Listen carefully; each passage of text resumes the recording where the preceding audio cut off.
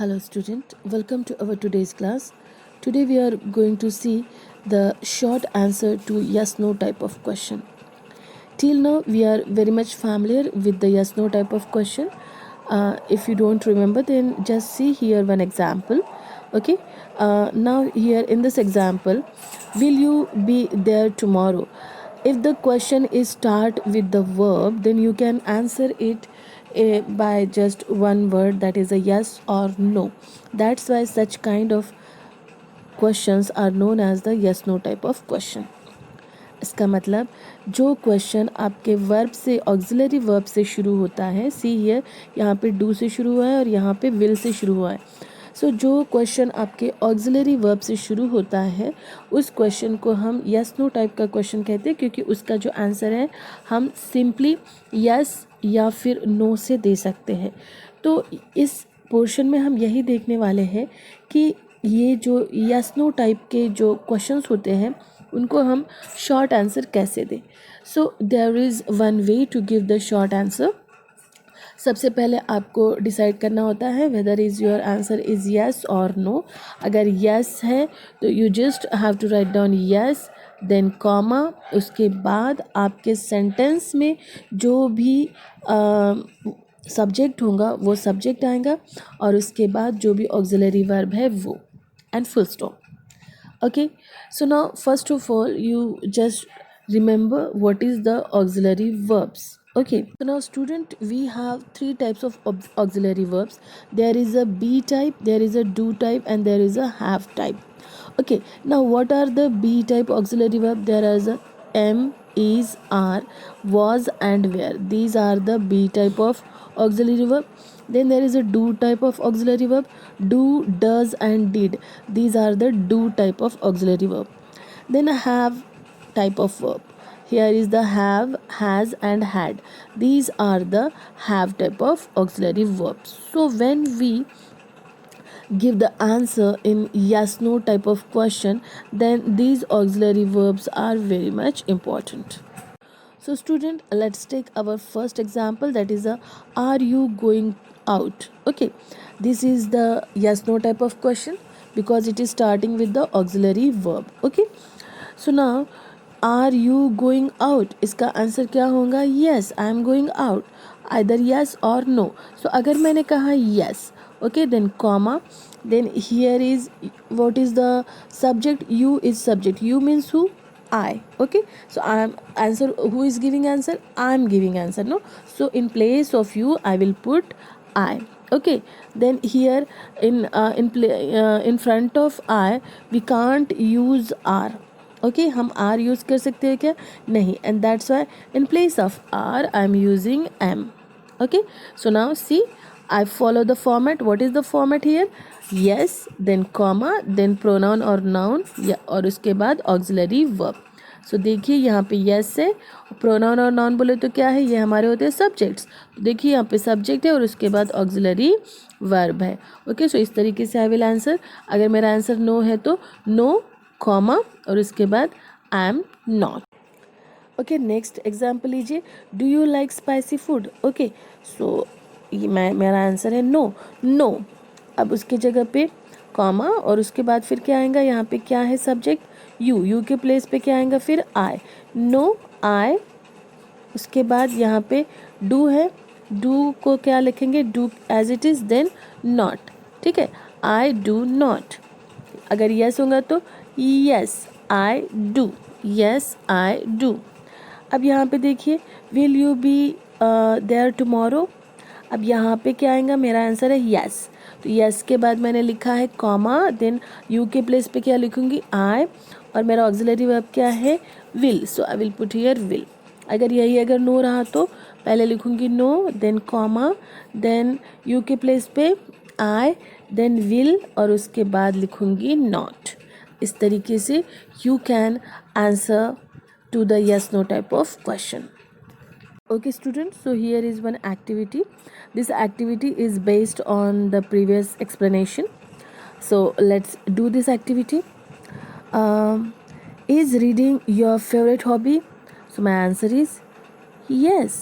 After yes I put comma, then here is your favorite hobby. So the noun or pronoun I'm not getting here, so my common noun what I will put eat. Okay जब भी वहाँ पे कुछ दिया नहीं रहा तो हम क्या करेंगे, नाउन और प्रोनाउन अगर दिया नहीं है तो we will put eat. Yes eat, और उसके बाद ऑक्सिलरी वर्ब क्या है, is. So I will put here is and full stop. Okay now second, do you read every day? My answer is no. No comma.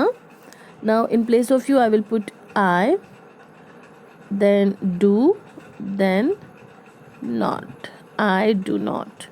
Likewise you can do. Okay, so let's take a third question, that is have you been reading since childhood?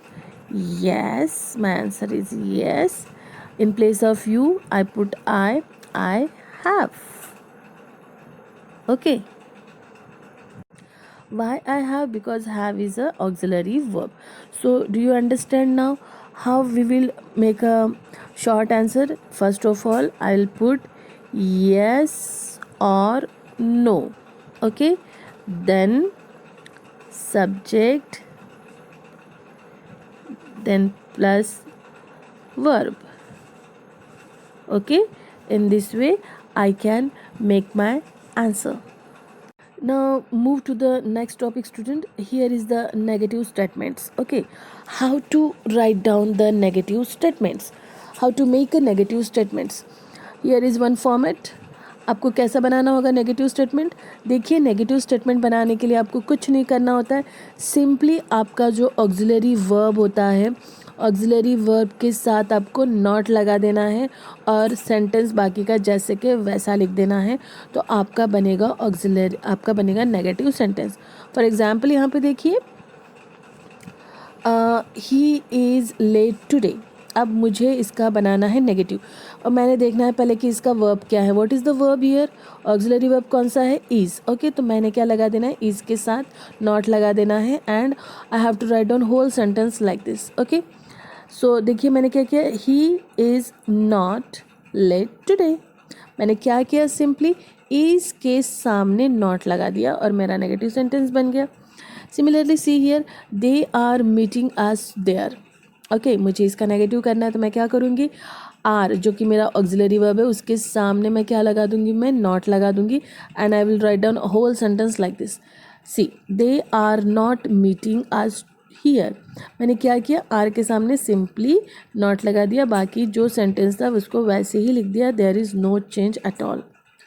Okay, लेकिन कभी कभी क्या होता है कि आपको auxiliary verb दिया नहीं रहता है, आपको हेल्पिंग वर्ब, आपको एक्शन वर्ब दिया रहता है. See here, we lost the game. Okay, अब ऐसा जब रहता है, जब आपको ऑक्सिलरी वर्ब नहीं दिया रहता तो आपने क्या करना होता है, you have to just check that कि आपका जो वर्ब है वो पास्ट टेंस में है या फिर प्रेजेंट टेंस में है. ठीक है, तो ये देखिए, ये लूज़ का क्या है, पास्ट टेंस है. तो हम क्या करेंगे, पास्ट टेंस जब रहता है तो क्या यूज़ करते हैं, हम डिड यूज़ करते हैं. तो हम क्या करेंगे, वी और उसके बाद ये पास्ट टेंस में है तो ऑक्सिलरी वर्ब क्या होगा, डिड, और उसके बाद नॉट, और फिर ये जो लॉस्ट है क्योंकि डिड हमने यूज़ किया, इसका फिर प्रेजेंट टेंस यूज़ करेंगे, दैट इज़ अ लूज़. देखिए यहाँ पे क्या किया है, we did not lose the game. हमने क्या किया, यहाँ पे डिड यूज़ किया. Why? Because this verb lost जो वर्ब है हमारा वो किस में है, पास्ट टेंस में है. तो इस, और हमें क्या चाहिए रहता है, ऑक्सिलरी वर्ब. तो हमारा ऑक्सिलरी वर्ब क्या होगा, फिर डिड होगा. तो मैंने डिड यूज़ किया और मुझे नेगेटिव सेंटेंस बनाना है तो मैंने उसके सामने नॉट लगा दिया. अब लॉस्ट द गेम, ये जैसे कि वैसे लिखना चाहिए था, लेकिन मैं लिख नहीं सकती. क्यों? क्योंकि ऑलरेडी आई यूज़ यहाँ पे डिड यूज़ किया, तो दो टाइम मैं पास्ट टेंस नहीं यूज़ कर सकती. तो ये जो आपका वर्ब है जिसको मैंने जिसका पास्ट टेंस ऑलरेडी डिड के रूप में मैंने ले लिया है, तो इस वर्ब को मैं क्या कर दूँगी, यहाँ पे प्रेजेंट टेंस में लिख दूँगी, that is a loss. Okay, so क्या हो जाएगा, we did not loss the game. Got it? Now see again, यहाँ पे और दिया हुआ है जैसे कि दे हैव 6 डॉग्स. तो मैं क्या करूँगी यहाँ पे, they have not 6 dogs, okay, या फिर they do not have 6 dogs. इस तरीके से मैं इसको 2 तरीके से लिख सकती हूँ, ठीक है। इसका मतलब आपको समझ में आया कि अगर हैव रहा तो भी आप क्या कर सकते हो, उसका डू लगा सकते हो, अगर हैड रहता था तो डिड लगा सकते थे, ठीक है।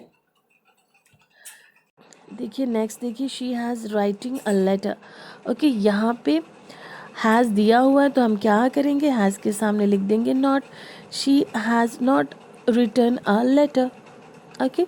इस तरीके से सिंपल हम नॉट से नेगेटिव सेंटेंस बना दिए हैं।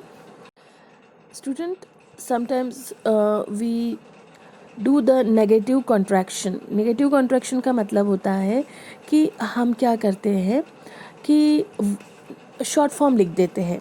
वर्ब प्लस नॉट जब रहता है तब उसका हम क्या करते हैं, शॉर्ट फॉर्म कर देते हैं। जैसे कि डू नॉट है तो हम क्या कर देते हैं, उसका डोंट कर देते हैं। हैव नॉट है तो उसका क्या करते हैं, हैवंट कर देते हैं। विल नॉट का वोंट, कैन नॉट का कांट। जैसे कि यहाँ पे है I am not feeling well, I am not तो उसका मैंने क्या कर दिया, short form I am not feeling well. I am not नहीं बोला अभी हमने, I am not feeling well ऐसे मैंने कहा। यहाँ पे देखिए I have not got a pen, इसको मैंने क्या कहा, I haven't got a pen. इस तरीके से हम क्या कर सकते हैं, इसका नेगेटिव कॉन्ट्रैक्शन भी लिख सकते हैं।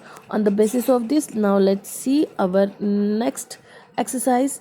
See here, make the following statement negative, use the contraction wherever possible। आपको यहाँ पे इसका क्या करना है, नेगेटिव सेंटेंस भी करना है और जहाँ पे पॉसिबल हो उसका कॉन्ट्रैक्शन करना है। सो देखिए आई एम टायर्ड, तो इसका नेगेटिव क्या होगा, इसका नेगेटिव क्या होगा, इसका नेगेटिव होगा आई एम नॉट टायर्ड। अब इन्होंने कहा कि जहाँ पे पॉसिबल है वहाँ पे आपने क्या करना है, इसका कॉन्ट्रैक्शन करना है। तो मैं क्या करूँगी, ऐसा तो होता है लेकिन इसके जगह पे मैं क्या लिखूँगी, अब दूसरे टाइप से लिख रही हूँ, आई और यहाँ पे कॉमा और यहाँ पे एम और यहाँ पे लिखूँगी not and here tired. Likewise I will make my sentence, okay. अब सेकंड इसमें देखिए आपने क्या करना है, शी इज़ कमिंग हियर। सो आप क्या लिखोगे, शी इज़ कमिंग हियर बोले तो she is not coming here. So हम क्या लिखेंगे यहाँ पे, शी, अब हमें कॉन्ट्रैक्शन में भी लिखना है तो हम कॉन्ट्रैक्शन यूज़ करेंगे, she isn't, she isn't coming here, okay. इस तरीके से आप सेंटेंस बना सकते हो। In this way you can solve this activity.